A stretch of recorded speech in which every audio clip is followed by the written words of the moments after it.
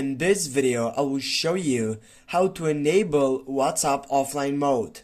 Firstly, you need to open up the application, then you need to tap on the three dots right over here, and you need to go for the settings side on the last selection. Right after that, you're gonna find out these different options in which you're gonna go for account, and then it will shows up again many options in which you need to go for privacy on the first side. And right over here, you're gonna find out the first selection which says last seen. Just click on that fiction and go for my contacts.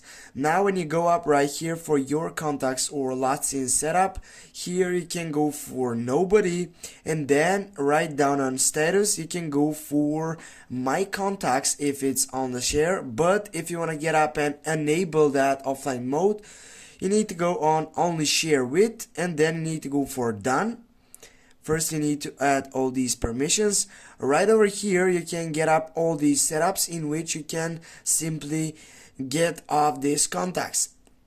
Now you can get back, and also you can simply go for read receipts, go turn off this setup, and with this we have done it.